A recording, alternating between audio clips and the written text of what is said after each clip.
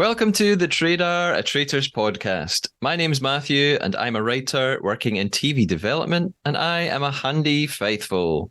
The Trader features deep dives into every episode of the multi-award-winning hit TV competition series, The Traitors, as well as interviews with contestants from the shows.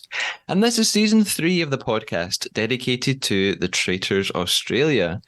We are almost at the end of the series. Today, I am diving into the penultimate episode, episode 11 of this season, and I have someone wonderful to help me do that. This is also the first season of the podcast where I will have had a co-host for every single episode. So no more me talking to myself about a whole episode. I'm joined by returning guest co-host, Rob.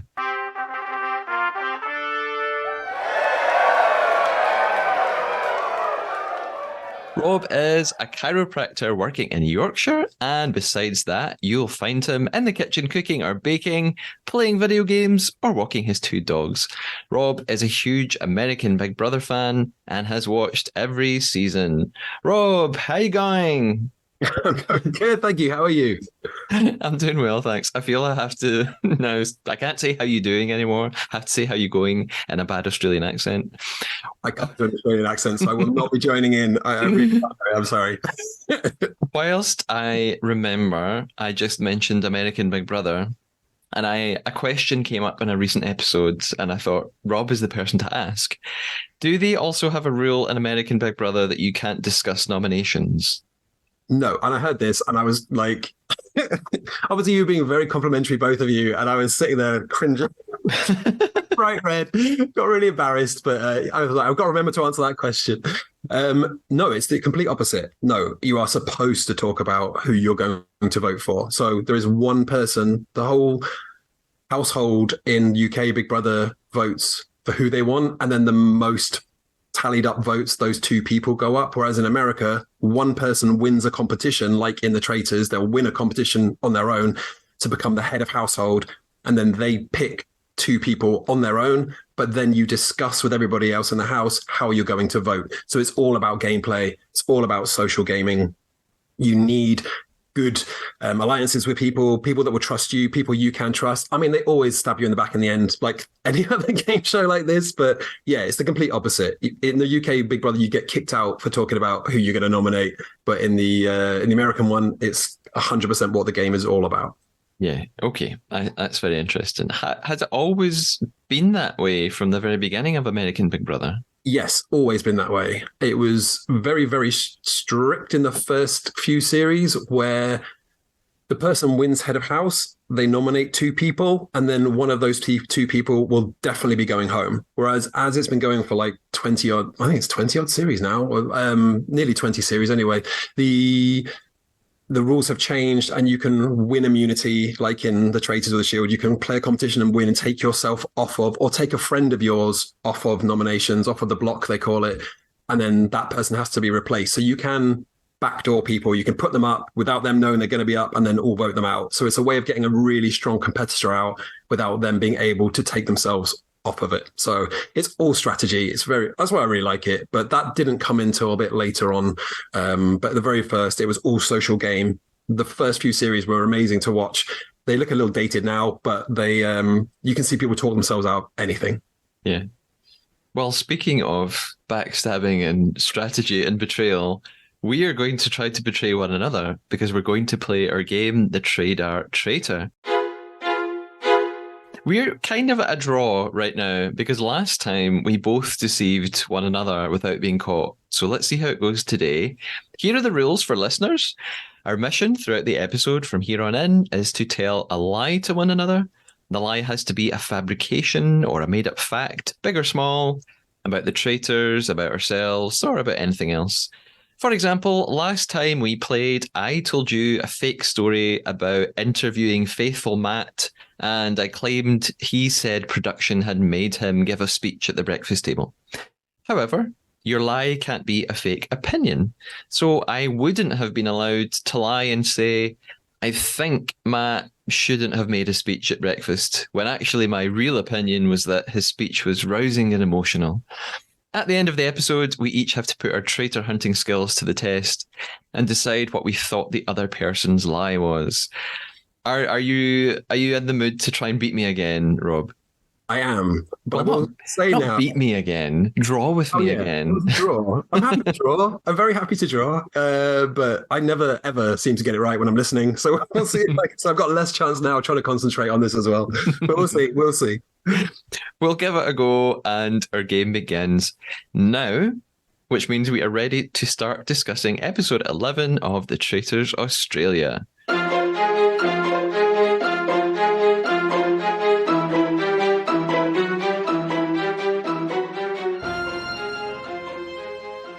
So the episode begins with a recap of some of the main events of episode 10. We know that Lewis won the shield last time, so he was protected from murder and banishment, although he didn't really need to be protected from murder because he wasn't on death row, so he couldn't have been murdered anyway. The episode ended with Nigel being banished, Kate being recruited as a traitor by Alex, and Kate and Alex got together to discuss who would be murdered next. And again, they only had two people to pick from. It was either going to be Craig or Paul. It could have been Kate, but she's a traitor now, so she couldn't murder herself. This episode then begins properly at breakfast. Lewis arrives first. Lewis says in his interview, "If you're not suspicious of everyone, you're a bloody idiot." Alex is, and I think he's right. At this point, you cannot trust anyone at all. Alex is next, and Alex is so good at playing innocent. Her whole persona just sort of works perfectly because she's so sort of bright-eyed and she's so sweet and she seems really friendly and she's obviously very beautiful as well. So it just she just pulls it off so well, I think. She really does. And I have to say, I know I wasn't here for the last episode, but the way that she got Nigel's name out there, I know you probably talked about this already, but it was so clever to literally be like, "Oh, who got in the water again? Who was it?" And they listed off every traitor and Nigel. And she was like, what does that mean? And everyone else pounced on the idea. So she didn't actually do it, physically say, "Nigel got in the water, he must be a traitor." She just put those seeds out there, and Kate and everybody else was just like, "Oh, yeah, it must be Nigel." So she is so smart. I can't sing her praises enough.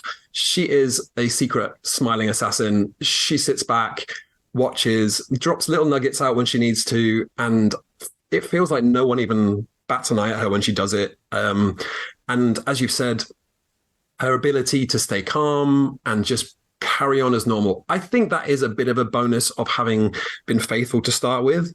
I do think that's a great way to be playing the game, as in get to start out being faithful, just making friendships with everybody, not having to worry about backstabbing or lying. Particularly, you just playing a game, having fun, trying not to stick out too much. And then you get pulled in near the end and you know who the traitors are then, and you have quite a lot of power. I know they said they were going to bring her in to kick her out, but she flipped it on them like completely and very quickly. She knew what was happening. She just suspected it. And honestly, it blows my mind how well she's able to manipulate the game in her favor. Yeah. And you won't have heard the previous episode yet because it's not out at this point, but that's something I spoke about with Joe, who co-hosted the last episode with me.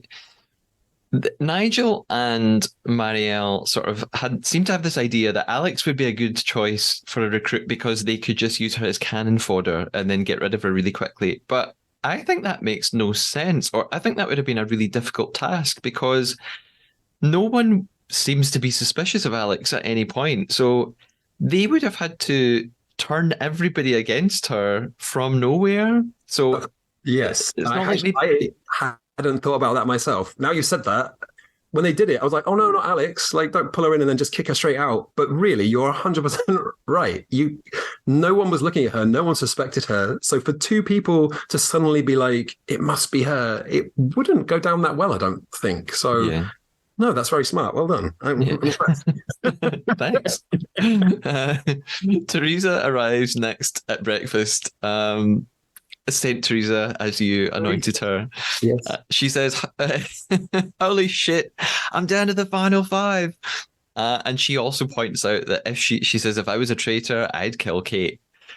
And then we know that Kate is going to arrive. Kate arrives. It's her first time as a traitor. She's telling us that this is the most nervous she's been in the whole game, and that the whole competition has totally shifted now. She's hoping that the fact she found two traitors in a row will go in her favor, because, people will assume that she's a faithful.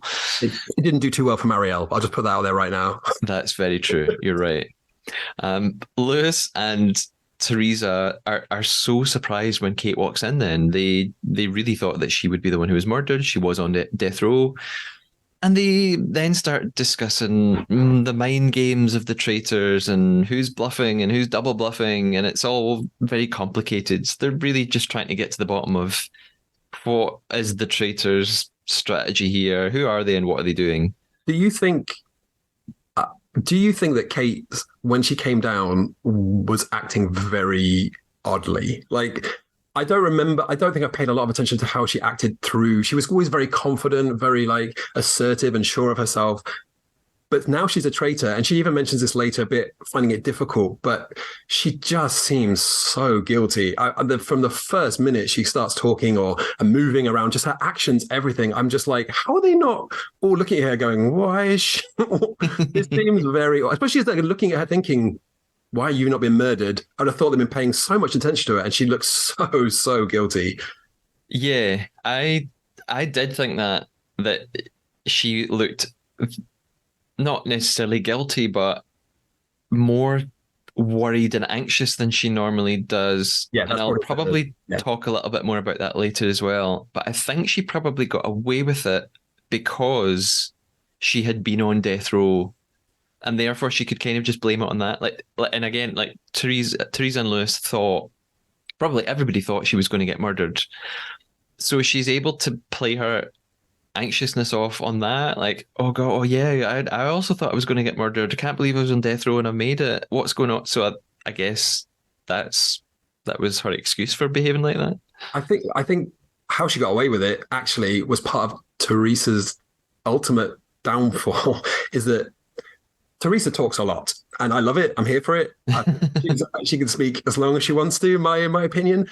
But because she talks so much and I think just says everything that comes into her head out loud, she was reasoning out loud as to why the traitors may have kept Kate. And she said, maybe it's because keeping you here makes you look so guilty. And it does, because on death row, she was on death row. And I think people always suspect that one traitor will put themselves up to make themselves look innocent.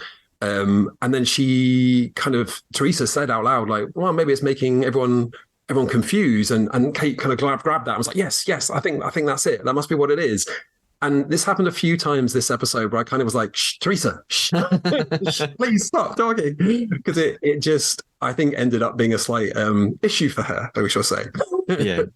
And having interviewed Teresa, I think she would willingly volunteer that as well. So then, because Kate has arrived, we're basically waiting for Craig or Paul. They're the only two people who are left on death row, so it can only be one of them who would be murdered. And eventually, it is Craig who arrives. And even he walks in and immediately points at Kate and just says, "You're here." But he can't believe it either. Of course, there's no cab ride interview with Paul, because why would there be? But like I mentioned in a previous episode, you can actually watch it on Instagram, weirdly. So on the Traitors Australia Instagram page, you can see some extra clips. So you actually do get to see Paul talking in the cab. But and make it to the TV show? Absolutely not. Well, it was only the last episode that I realised he was even British. Yes. I was like, oh, he's not even Australian. We hadn't heard him talk. That is the exact same thing I had said in the previous episode, which isn't out yet. When I was talking to Joe, I said, Joe, this was the first time I realised Paul was English. Yeah. The next thing I have in my notes is exactly what you just said a minute ago. I've just written, Kate looks scared. And they're all assuming that, they all seem to be assuming there's probably only one traitor left. I don't know if that should make Kate feel better or worse. But then Roger arrives.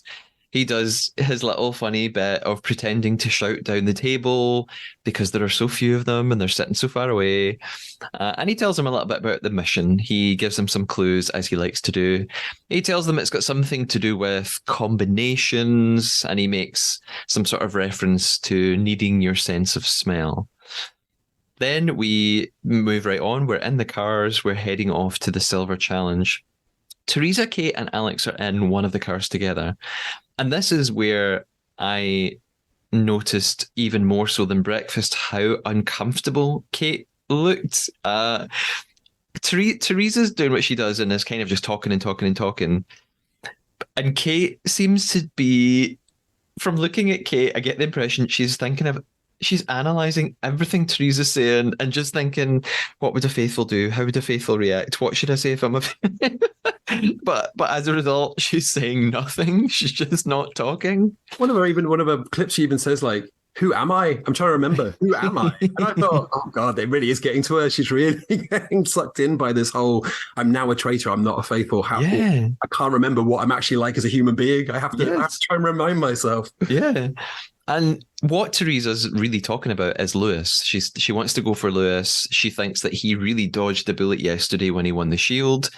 And she's trying to get Alex and Kate really hyped up, but they're not really I mean, I think Alex is always really quiet anyway, so it probably doesn't look that strange. But for Kate to not react to that does catch Teresa's attention. She's like, no, like, are you not on the same page as me? What's going on?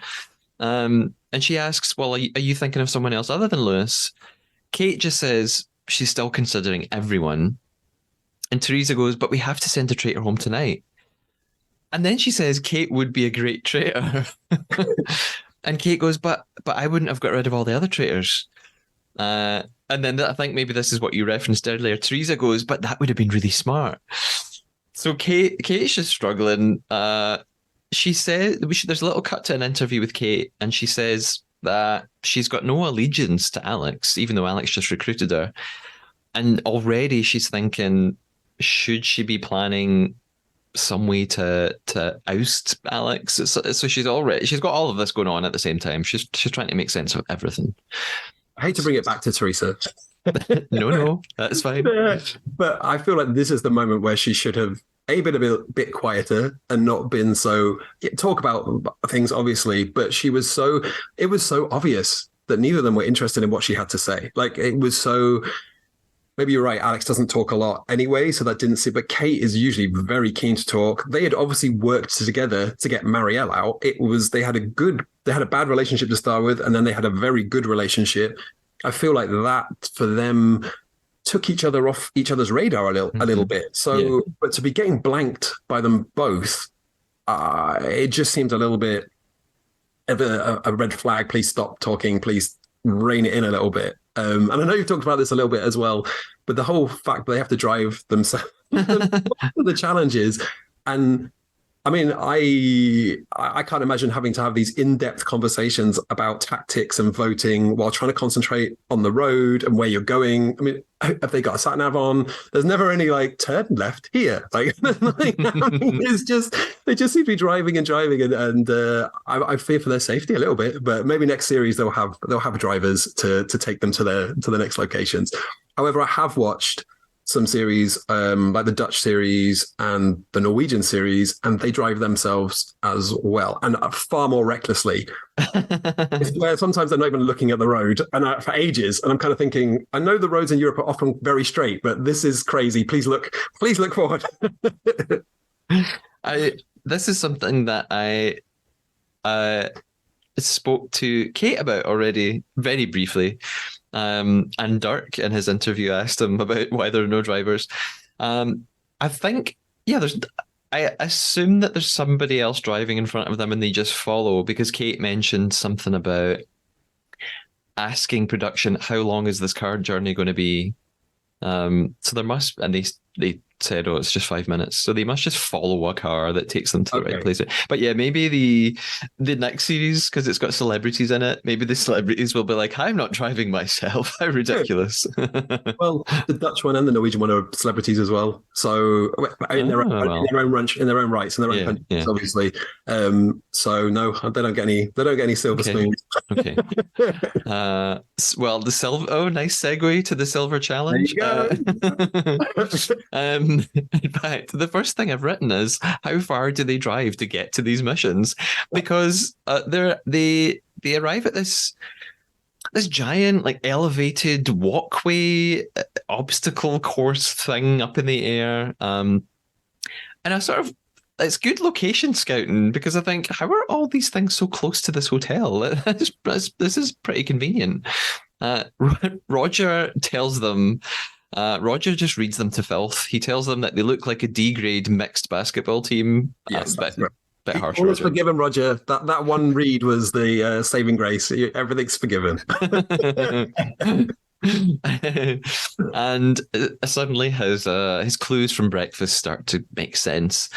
He tells them that it's a memory relay game. They have to memorize a colored pattern, which is away at the top of this giant spiral staircase, and then find the corresponding pattern on a metal hanging thing from a bridge. It's kind of weird. I noticed that bridge is bouncing as they run. It's like you can feel every step. This challenge is like half my perfect challenge and half my worst nightmare. Like I do a lot of running, so that bit's fine. I have a very good memory, so you could give me the list of things, colors, and they only did half each, didn't they? They all tried to learn either the top half or the bottom half each. Yeah. And I mean, definitely could learn half of it very quickly, but that high up, no. And especially because you could see through the bridge as well. Yeah, So yeah. the side bridge, it had rope sides. My brother lives in Perth in Western Australia, and we did a road trip and we went to somewhere similar where it was actually climbing up a tree though. It had like metal spikes in the tree and you had to climb up the side. And I think I got 5 rungs high and I was just like, nope, this one's not for me. You can go up, but I'm definitely not doing this. So yeah, it was a great challenge for anyone that's fine with heights, but for me, I would be no, that's not for me. Yeah, yeah. They have to pair up for this, although there aren't really enough of them, so they agree that Lewis will run twice. Alex and Lewis are the first pair. They eventually are successful. It seems to take them a little bit of a while.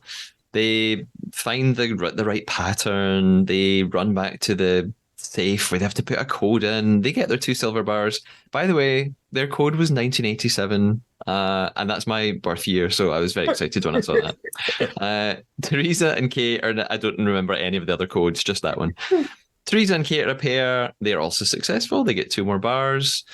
And then Craig teams up with Lewis again. Lewis goes twice. It seems like Craig's struggling a little bit with the running, bless him. And sadly, they don't succeed in time. But it means that the total prize fund now is $210,000. I didn't think that this mission was. I'm being really picky. I'm being very pedantic. Although the mission's impressive in a way because it's on quite a grand scale, I don't think it's that successful for TV because we can't. There's not really any sort of play along ability. And although you could say that about any of the challenges, like we see the color charts for a brief second. Yes. So we don't really get to memorize them. So we've kind of got no idea what they're looking for. Like when they pick up those things hanging from the bridge and they're like, oh, is that it? That's like, as a viewer, we're like, I don't know, is it? I'm not sure. So I don't know. But yeah, we couldn't play along with the crossbow challenge either. And that didn't seem to bother me. So I don't know why I picked up on it. I think the crossbow challenge was exciting to see who could hit and who could miss. And each time they did it, they were eliminating their contestants out. So that's what made it like, oh, who's going to be the final one? This was, for a viewer, a fairly boring challenge. I think, as you say, the grand scale of it being so high up, the bridge bouncing around, that's kind of exciting. But watching Teresa struggle, like running along and not being able to really keep up, it was a bit like, well, that's not nice to watch. Mm-hmm. watching Lewis and Craig at the end, I felt like there was a way they could have. They didn't. I don't know if there were strict rules, but I think Lewis was trying to get the code out. I would have been like, Craig, go run on, and then just shout the code so he could have got it in quicker. I think they could have got that last one out. Yeah. If they thought about how to finish that because they were just running out of time, basically. But it wasn't. There have been challenges where that last few seconds, that last minute or whatever has been quite exciting. Like, oh, they're going to do it. I know you say it's fake, but I believe it. I want to believe it. I want to believe it. But no, this one wasn't a fun challenge to watch. But I can imagine doing it. The excitement would have been there, just trying to get that code out. Because you physically, they took the silver bars out with their hands and put them in a pile. That's quite exciting. Yeah, yeah. So after the mission, then we are back in the cars. Lewis is getting worried. He's worried there's going to be another blindside, like what happened with Marielle. He's in the car with Craig, and Craig actually says it could be someone we're not even suspecting, like Alex. And Lewis says he doesn't want to think it's her, but she's been so perfect throughout the game. So at that moment, I'm sort of thinking, wait a minute, are they catching on to Alex here? Are they starting to figure things out? And Craig reflects and says maybe he's been too biased towards Alex because they get on really well and they're close. And he's also very nervous about banishment tonight. Which to me, it felt like the first hint that Alex might be in trouble. It's never seemed like a possibility until now. I think it was Lewis that said that he didn't think it was Alex because of how Alex's reaction seemed so genuine. And then he listed Mark being murdered. Mm-hmm. But she was faithful then, right? At that point? Yeah. So he was saying how much she was crying, how upset she was. And I was thinking, well, she was faithful, so she would have been really upset. And they were obviously friends. And then he was like, and she was also gutted for Marielle. And I was like, well, that one was definitely acting. That was some acting right there. But that's why I think her having the starting option of being she wasn't picked to be a traitor, so she was a faithful, then being recruited, it's given her, people's memories of her are like, well, she was so much like us when that one thing happened that she got to be one of us. And I think that's what's carrying her through so nicely. It's her. I mean, it's not just luck. She is managing to continue acting the same way. This is where Kate has changed a little bit, and it's a little bit more precarious for her. But Alex is managing to just stay exactly the same, keep a calm, cool head, and is just playing the game very smoothly. Mm-hmm. Yeah, it actually makes me think that if I was to be in the game, to be in Alex's position is probably the best thing that could happen to you, like to be a faithful and to vote out some traitors and gain the trust of everybody in a really genuine way and then be recruited. And you've got such an advantage to be like, well, look back at all that other stuff that I did as a faithful. When I was watching the first, UK traitors and American traitors, I actually, before I'd watched Australian, I actually was like, if I ever played this game, this is what I want to happen to me. I want to be a faithful and then be recruited and have that knowledge of who the traitors are. How can I use that to my advantage to then win the money? But it only works if you are good enough to run with it. And that's the thing. A lot of people, and as I said, I have watched some other series where this has happened, they just crumble immediately. It's so obvious that people are like, why? What's happened to this person? They are just completely different than they were yesterday. And this is why I have so much love and respect for the way that Alex playing this game, because she is just an amazing contestant, an amazing traitor, and she's just playing a blinder. Mm-hmm. She is, yeah. We return back to the hotel then, and I noticed at this point from this, I mean, there only are 2 episodes left, but there are no more shield challenges. That's kind of over and done with now after Lewis won in the last episode. Alex keeps using the phrase.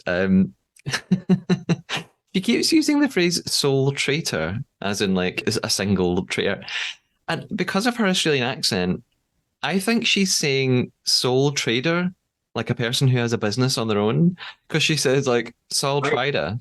And I'm like, I keep thinking, why is she talking about sole trader? Well, as a sole trader myself, I actually thought that. Well, I don't think I just didn't think I understood what she was talking about. So I thought, well, it must just be because she, she called when they were talking about other people later on, and she called someone a larrikin. She Oh, called yes. Lewis a larrikin, and I was like, I don't know what a larrikin. Like, I just assumed it was another Australian phrase that I didn't. I didn't know what it was. Rob, just you wait 5 minutes and we'll come back to Larrikin. Okay. I can wait. I'm so glad you said that. So, in the hotel, after talking about being a sole trader, Alex is talking to Lewis.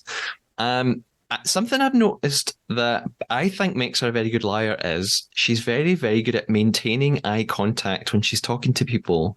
And her body language is so relaxed. And she often does this thing where she touches people. She'll touch them on the arm. She does it with Craig a lot. She'll hold their hand. She'll put her hand on their shoulder. So she's doing it with Lewis right now. She's looking right at him whilst completely lying to him. And she agrees that they should probably go with Teresa, that Teresa's the person that they should be looking at for banishment today. Alex and Kate then go and talk to Craig, and they tell him that they're going for Teresa as well. Craig seems totally shocked by this, but Kate has to justify it. So she says when she walked into breakfast, Teresa wasn't surprised to see her. And then she brings up the theory that Teresa came up with at breakfast, which was that the traitors have just kept Kate in to make her look like a traitor. And Kate says, how did Teresa think of that so quickly? She's saying that was so smart of Teresa. And Teresa probably is very clever, but she says it was too fast. That Teresa came up with this theory. So Kate's saying to Craig, I think that's really suspicious. And Craig just says, she's going to hate me, isn't she? And then he has this moment. Alex nods at him like, yes, she is. And I thought, oh, you're supposed to go, no, it'll be fine. But she literally like nods at him like, yes, you should be worried. She's going to come for you. Yeah. I guess, yeah. But then Craig's then like kind of pleading with Alex and Kate, and I just feel so bad for him. And on one hand, I should sort of think, oh, you fool, you're not playing the game well. But on a human level, I just can't help but feel so bad because he's sort of looking at them really pleadingly, and he's saying, we're going to stay together, the three of us, aren't we? And of course they're like, yes, Craig. And I just feel so bad. Well, this is where you can learn from your other co-host, David, who does the Survivor and Big Brother and the other reality TV show podcasts. And he has his long list of do's and don'ts for reality TV. And I don't know which number it is, but one of them is definitely like, play with your head and not with your heart. And I think Craig probably didn't. I don't think he probably watches a lot of TV shows like this. I don't think he probably had watched Survivor or Big Brother. He does seem a little bit like he's been thrown in at the deep end a lot of the time. And he's probably a very sweet guy. But unfortunately, in this game, that's going to be very easy to manipulate and get your way. And with a show like this, you can't get emotionally invested in your fellow contestants because, well, they're literally about to backstab you the first chance they get. So it is sad, but at the same time, for me, watching the show, I'm like, well, this is what it's all about. This has to happen. And they are making an amazing pack, 2 traitors and 1 faithful, saying to them, we'll take you to the final 3. Him saying, yes, I'll take you 2 to the final 3. We'll just have to get the other 2 out. There are 2 traitors there. And if they then have to decide, are we going to share the money or are we going to get one of each other? And I mean, at the moment, they are secretly very much like, I can't trust the other one at all. But who knows where they're going to go with it. Yeah, you're right. They've got this perfect situation probably with Craig saying things like this. They just know, well, this is great. We can use this and get to the end. There's actually a flashback here, which is quite odd, to Traitors Tower. We go back to Alex and Kate discussing to how they're going to do exactly what they're now doing, which is to get everyone to vote out Teresa or possibly Lewis. But we cut to Kate again saying she doesn't actually trust Alex though. And then sort of in the present, I suppose, she does consider seeing if there's any indication that people might vote for Alex. And she talks to Lewis a little bit about it. But she also knows this is so risky because she needs Alex to think that they're working together. So she probably can't throw her name out there in the banishment room. That might look really bad. So she seems like she doesn't know what she's going to do. She talks to Teresa and Craig, and she brings up Alex again. She says that, like Marielle and Nigel, she's been laying low really successfully, but Teresa and Craig don't look convinced. And it seems to just all go back towards Lewis on Teresa's part. Yeah, and this, I think, with Kate was actually quite a smart gameplay. Test the waters a little bit, put her name out there a little bit. I didn't like it particularly because I'm Alex. I'm a big Teresa and Alex fan, but she was it was smart moves to test the water. She didn't push it too hard, but she got the people talking about Alex a bit. But Teresa actually. No, Kate actually said to Teresa, well, I still think you're a traitor, but I'm not 100% sure on Lewis anymore. And I kind of thought, wow, she's maybe taking it a little bit too far. Like, I think that could be seen as a little bit, you're walking on dangerous territory there. Because I know Craig, obviously, we've seen, I don't think Kate knew this at this point. It does come back to this later, that how close Alex and Craig are. So that opinion of Alex with Craig there is a little bit, maybe a little bit too much. Yeah, I actually wondered if at this sort of start of the episode / end of the last episode, when Kate and Alex are figuring out who they're going to murder, either Craig or Paul, I wonder if, and this is not because I saw it in the program, it's just me theorizing, I wonder if Alex very deliberately downplayed how close she was to Craig. I definitely think so. I mean, you say we don't know, but I definitely think so. And that's why there's so many things that Alex does that I think, wait, did she do that? Like, recruiting Kate was so smart because it's another woman. So if people suddenly think, oh, it's got to be a woman, then she's there as a backup. She's also got a bit of attention on her already because she's quite vocal. And then she was on death row. So again, it's another reason that people might look at her, because everyone thought one of those people was probably, she does these things. We don't ever hear an interview where she's like, oh, yeah, I thought about this. I knew this was the thing to do. I don't know if it's all luck or fluke, but she just makes such incredible game decisions. And this is another example of that. She's just very, very smart. Yeah, I think so. And this is it's at this point that Alex describes Lewis as a larrikin. Yes. Rob, did you know larrikin is an Australian English term meaning a mischievous young person, an uncultivated, rowdy but good-hearted person, or a person who acts with apparent disregard for social or political conventions. And I used Wikipedia because I'm a serious broadcast journalist. So... Well, it's a perfect description of Lewis from what I've seen. It couldn't be. That is the most. They might just put his picture on there. His cheeky smile, his little he's got that mischievous little look in his eye. I think that was a good description. And thank you for educating me on Australian language. You're welcome. I need to remember that word. I need to start slipping that into my everyday usage as well. A larrikin. I know a few larrikins, I reckon. Yeah. I knew a lot of larrikins when I was a teacher. Okay. Then Teresa drops Kate right in it and tells Alex, Kate suggested it could be you. And Alex looks sort of quietly livid at this point, I think. And we then cut to her little interview and she says, Kate is a very clever player. And she's wondering, is she about to double cross me? And then we head into the banishment room, so we're going to find out. It feels so strange because there are only 5 people sitting around this table now. It's so big. It's, I don't know, the shift from 7 to 5 or 6 to 5 or whatever it was from the last episode. It's not that much of a difference, but it just visually suddenly looks like, wow, where did everyone go?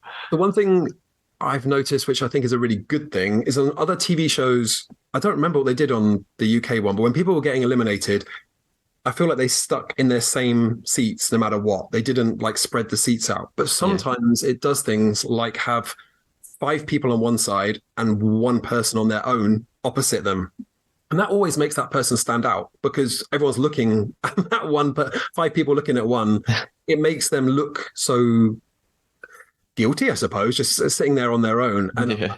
whereas in this Australian version, they've spaced the seats out nicely so that everyone's got a fair chance to not be singled out for just being sat lonely on their own. Yeah, that's true. I hadn't really thought about that, but yeah, that does make sense. Yeah. Roger is in the banishment room, of course. He mentions the end game for the first time. So he's building up towards the finale here. He's really trying to turn up the tension. He's reminding them of how crucial it is not to let a traitor through to the finale. And he tells them to forget grudges and the he said, she said. But I sort of think, as a viewer, well, what else have they got to go on other than grudges and he said, she said? That's the genius of the game. It's just all mind games and hearsay. Yeah. Craig begins a discussion. He says maybe they should get anything off their chest that's important. Teresa then pipes in and she says, just blatantly says she's going for Lewis and she thinks everyone else should too. Craig and Alex tell Lewis they think that the way that he went so hard for the shield in the last mission made him look a little bit suspicious. I always think that they always come back to this. Like if someone really like Nigel went for the shield, it's like, wow, that's bad. Why would he go for the shield? No one was even talking. I feel like if you have any chance to win immunity, no matter if you are being talked about or not, why wouldn't you fight for it with all? Because you never know what's going to happen at the flip of a coin. People change their minds and someone gets voted out. And also, from watching other like Big Brother and stuff, people fight for the immunity even if they don't need it to make sure that the person they want to go home goes home. Yeah. So Lewis could be like, right, I've got to get this immunity so that we can get Nigel out. That wasn't what happened, but that could have been. But to be flipping it like, why are you trying so hard to stay in the game? Well, of course, I want that money. So I know that they have to, again, like you've just said, you pick any reason to throw your opinions on someone, and that's all they had to go by was that he fought so hard for it.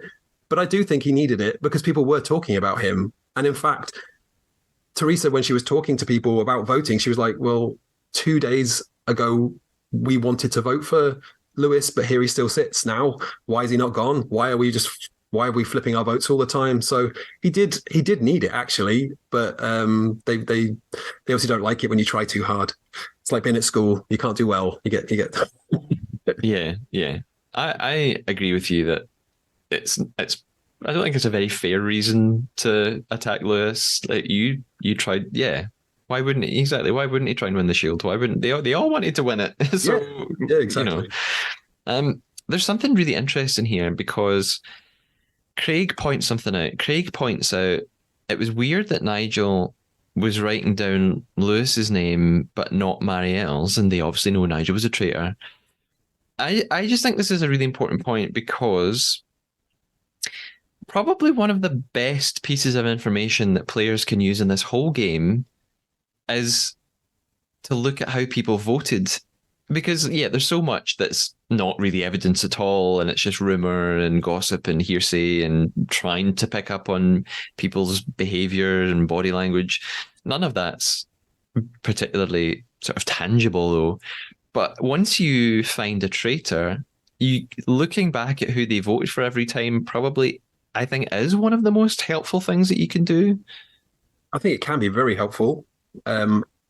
Sometimes not so. If you think about Marielle voting for Angus, well, yeah, you look at that and go, well, she can't be a traitor because she's voted for two other traitors. So that it can be useful, but you can't take it as the only reason to vote someone. But in that case, it was the right thing. And saying this is the reason I'm keeping you was actually smart. I actually think that was a smart thing of Craig. Was like, well, the one reason I'm still thinking you are faithful is because Nigel wouldn't vote for Marielle, who was a traitor, but he was happy to vote for you. So I feel like Nigel was an honourable person. He wanted to keep people around that he was playing with. So if he won't vote for you, then you must be a faithful. So that actually, in that sense, that was smart. But you can't. It's not a fail-proof. It's not a fail-proof way of playing the game. Yeah. Lewis says that traitor. Well, the thing is, Craig doesn't really then take it forward. Like, he didn't really do anything with it. Lewis says that basically the traitors have been playing an amazing game. They've been pulling the strings, and that he just thinks he's kind of putting himself down. He's saying, "Well, I couldn't have done that. I couldn't have pulled that off." Just don't put yourself down, Lewis. You're a good guy. Kate then turns to Alex and says, "I don't think you've ever received a vote, have you?" And so at this moment, I'm thinking, "Oh, is Kate about to try and turn on Alex now? Is this really going to happen?" And Alex just shrugs and says, "I don't know." And Kate goes, "It's intriguing." And it's really risky of Kate to do this, like, because I get the impression, like, it's pretty certain Alex isn't going to be banished tonight. So why is Kate doing this at this late point? I don't know if there's any point in it. Very risky, but possible high reward. That is, I think it's got to the point where Kate's like, I've got to make some big moves here because maybe I'm a bit more on the outskirts than Alex is. If no one's ever even said her name at the table, which we don't know, because obviously we only see a few minutes of a few hours conversation, but it sounds like she's definitely not had a vote, but maybe no one's even mentioned her before. So Kate was like, right, today's the day. Your name is going to be thrown out. And this was actually, for me, the first time that I thought Alex looked a bit guilty or a bit lost, a bit confused. When all the eyes were on her, she was like, I don't know. You know if your name's come up. You know that. If she'd said, I don't know, I'd have been like, okay, I know that my name's come up. You should know that yours hasn't. She did look like it shook her. She wasn't expecting it. And yeah, it was a bit of a ballsy move by Kate, but it could come with some great rewards if people start thinking about that a bit more. Yeah. Yeah, maybe she didn't think Alex was going to get banished tonight, but she's planting a seed that next week might lead to maybe someone else next time will come back and say, "Oh, Kate, remember last time at the banishment room you said this thing about Alex? Maybe we should come back to that." This is something else actually I've thought about various times. Is it also might be quite clever of a traitor to do something like this, like to sort of quietly attack your fellow traitors in front of everybody, just because it makes it look like, you know, you are questioning everybody. Like Kate and Alex could then later on talk to each other and say, "Oh, wasn't that really great that I brought you up?" Because it means it makes it look like we're not best friends and we're never looking at each other. So it's more believable that we sometimes cast suspicions on one another. If you had a fellow traitor that you felt you could trust, which is never going to happen in this game, but if you really felt like you had someone that you could trust, maybe if, you know, you said in the future there could be some series where it's relatives or like couples going in and you were both traitors, then maybe you could be like, right, you bring me up and I'll bring you up. But then that would be odd, bringing up your brother or your sister or your wife or your, you know, like it would just be a bit of an odd thing to do. But you would need to have a lot of trust in that person because it is a risky thing to put yourself out there. Yes, putting yourself out there a little bit is sometimes good, but I don't know. I don't think Alex will be happy about it. I don't think Alex will be happy about this in the slightest. It's not. They definitely had not discussed this as an option of things to do. I'll put it that way. No, and Alex kind of tries to defend herself. She just says, "I don't really know why I'm still here." She says maybe because I was really close to Marielle. Marielle didn't want to get rid of me because we were friends. But she says she can't ask the traitors, so she doesn't know. Yeah.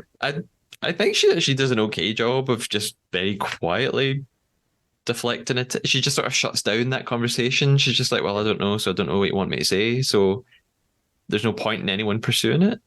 The thing I noticed about Australian traitors in the round table kind of moment, people are very eloquent at talking about what's happening and saying why, well, stop looking at me. The people that weren't have gone, but the people that are left are every time I'm listening to people talking, I'm like, oh, I would believe that. Like I would definitely listen to what you're saying and think, okay, it's not you.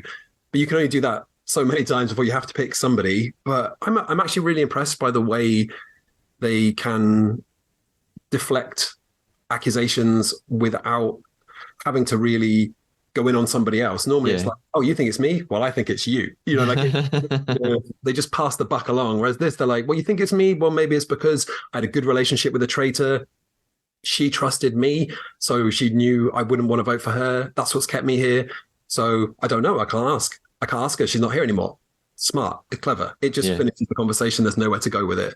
But then Lewis did it last time, and then we'll come to Teresa, I'm sure, very soon. But Teresa's arguments for staying, I was like, these are smart things you're saying. These are really clever. These really would, I couldn't vote for you having heard what you have just said. I would have to vote for somebody else, even going in thinking I'm voting for you tonight, because I really think she used words that, and she talked about it so eloquently that I was just completely taken over by it.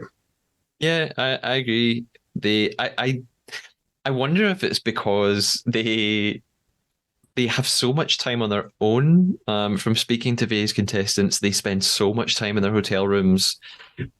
I imagine they are just going over everything in their minds constantly. It's like, those situations in life where you prepare exactly what you're going to say when you're like anticipating maybe an argument or a discussion. So maybe they're just so prepared for all these different things that might come at them because they have hours and hours on their own to just ruminate on everything. So it's possible, but sometimes you're over prepared, aren't you? And then you say something stupid, or you get so worked up that no one's listening to you that you just go on the attack. Yeah. Whereas I feel like these contestants, the ones that are left now, are just calm. They just they just go with the flow, and I think that's why they've lasted so long.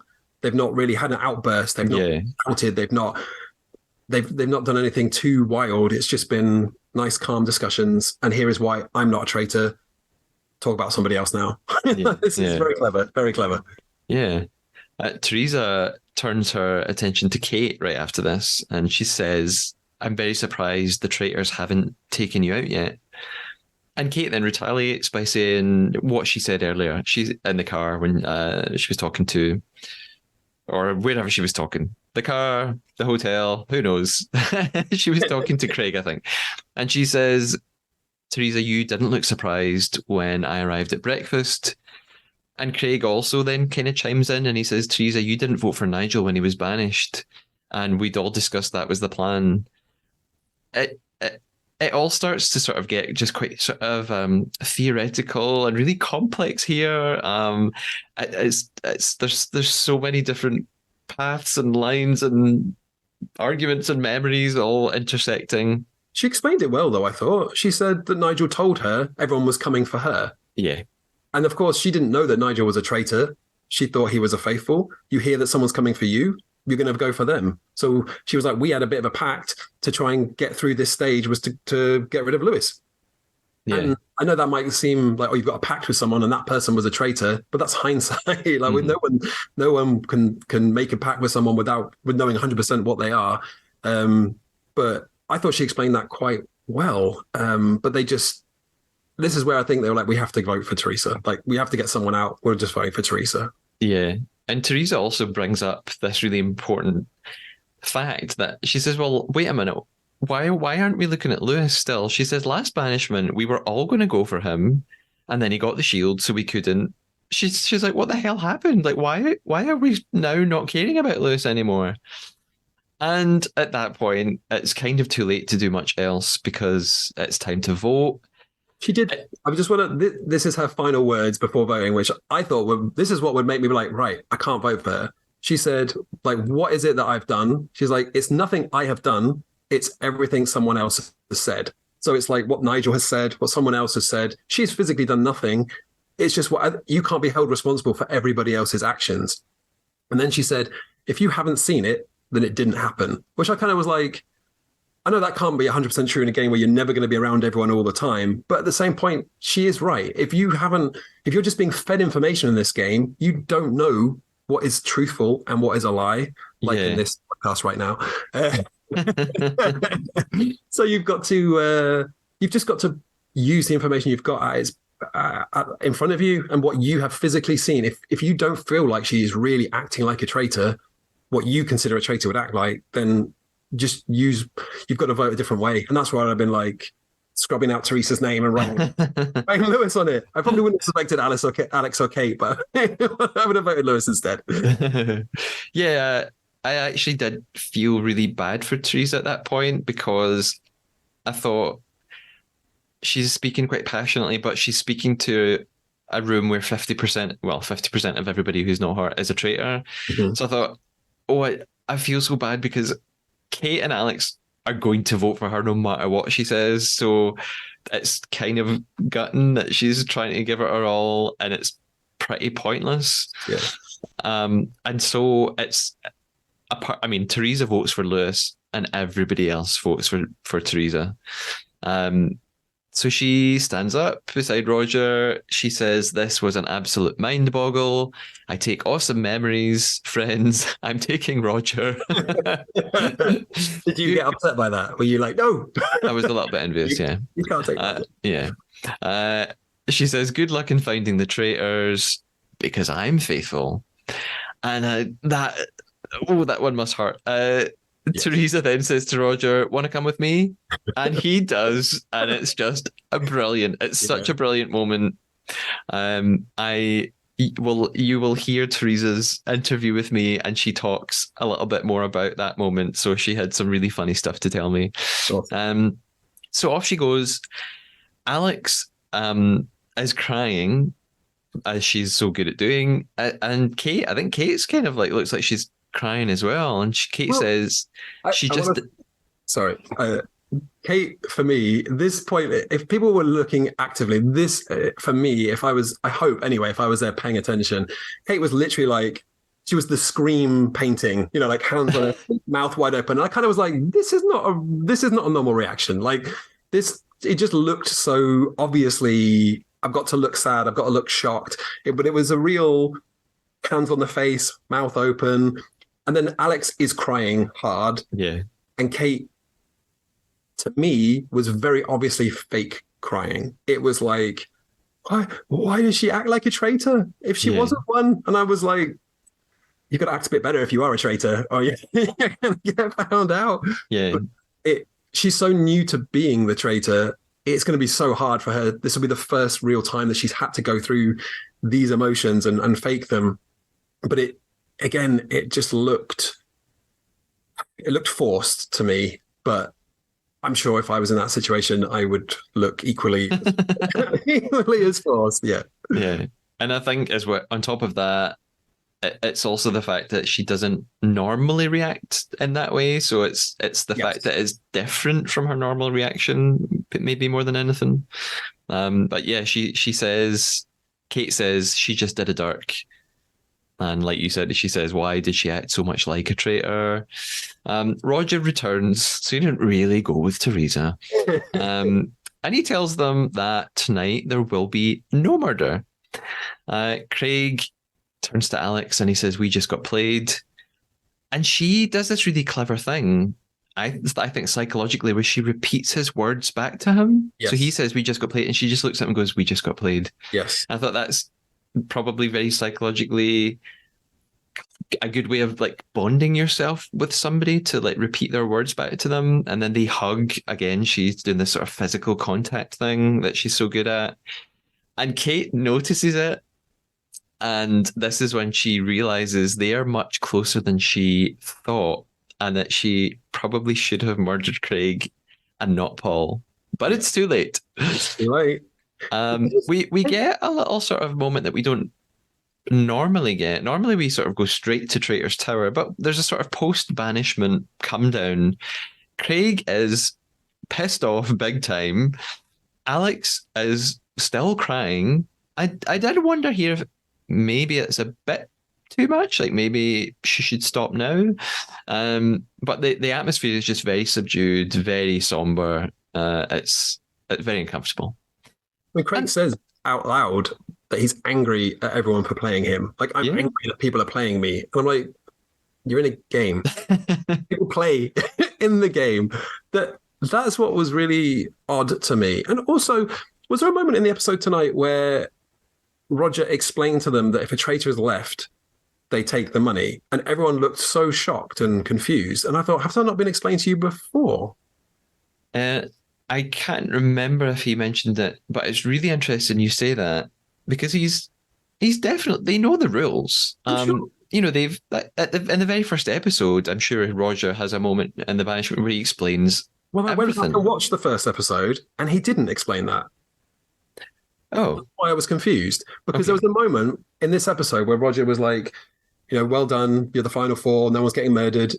If anyone is left that's a traitor, they will take the money. And everyone was like, oh, they're going to take the money. But surely the traitors know. Maybe the traitors knew that, but the faithful didn't. But I went back to watch it, and there was at no point where he was like, he just kind of explained that the traitors would be murdering the faithful, and the faithful could try and banish a traitor. And then the money was there to be won at the end. But it didn't explain, like the other ones had, that the traitors could steal it. So it just seemed at that point, because Craig said something like, I'm not working this hard for a traitor to steal my money, or not my money, but steal the money. And I kind of thought, wait, well, they're working hard too. But it just seemed odd that they didn't seem to know that. I didn't pick up on that, but I will say this is not my lie. This is this is true. well, is it? Is it though?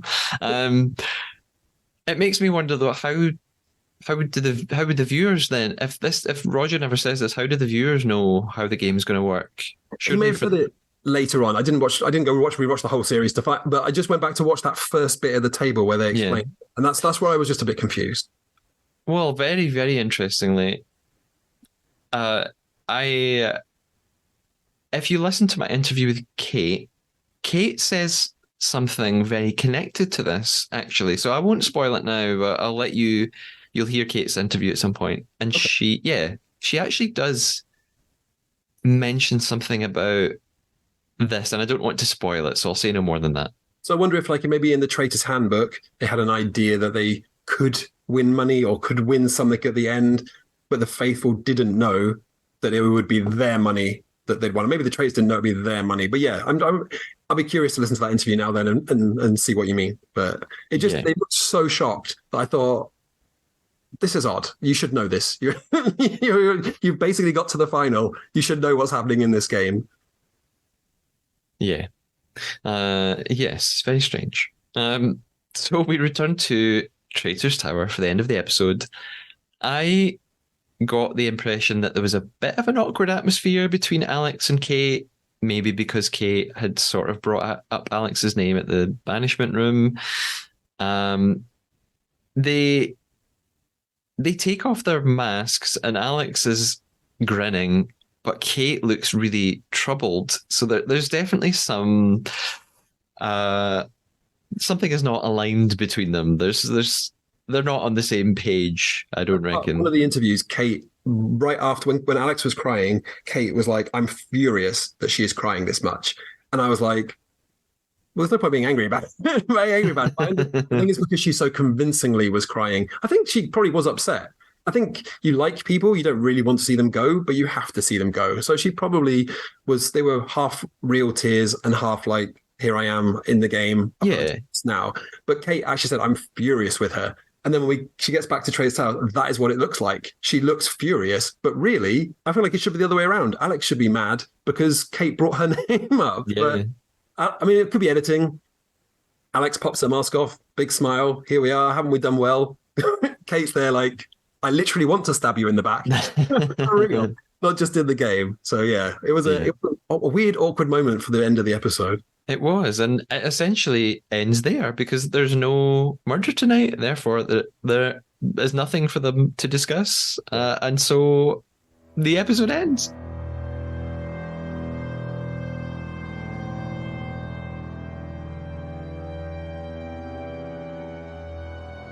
Overall, then, Rob, was it a good episode? Did we enjoy this episode? I enjoyed the episode mainly because of I shouldn't have enjoyed it really, should I? Because Teresa got eliminated, and I am all in black in mourning today for my Saint Teresa. But I feel like it was a good episode for gameplay, a really good episode for people playing the traitors very well. A bad episode for interesting challenges. Really, that was the only downside. It was a little bit boring for the challenge side of things, but the overall episode, now we've talked about it, it actually seems like a lot happened that I probably just glossed over a little bit while watching it. But to be fair, it had a lot of really interesting gameplay. So good episode. Good episode. Yeah. So that means that we're heading into the final with our 4 remaining players. We have Alex and Kate, the traitors, and we have Craig and Lewis, the faithful. It means that the faithful are going to have a difficult job now of winning. It's not impossible, but they're going to have to get rid of both traitors going into the final now. You know, how without spoilers, how do you feel about the final? You know, what the first time you watched it, did you have any sort of predictions about where it was going to go? What did you think? I did not have any idea of how it was going to go. I think it's actually a really exciting finale. The people that are left in it are really good game players. It could go any way. I think from who is left and voting, how the voting's been going, it's fairly obvious, I think, for the first little, like how it's going to narrow it down a little bit. But who's going to win? I didn't have a clue. And I think that's what makes this series quite explosively exciting, because you just don't know what's going to happen. In other series, I had a good idea, whereas this one, no clue whatsoever. Yeah. It is such a great finale. And you mentioned David Bloomberg before. So David is going to join me again to go over the final episode. So I'm really excited to talk to David all about it. Yeah. We are almost at the end. We are almost ready to finish our Traitor. Before we get there, I'm putting you on the spot a little bit because I didn't ask you about this beforehand. I think last time we spoke, you gave us some recommendation for TV show. I did. Is there anything else in the meantime you've been watching? Anything else that you think we might like? I had not prepared for this. Yes. But I will say, when you had Lindsay on last time, she recommended Superstore, which I loved.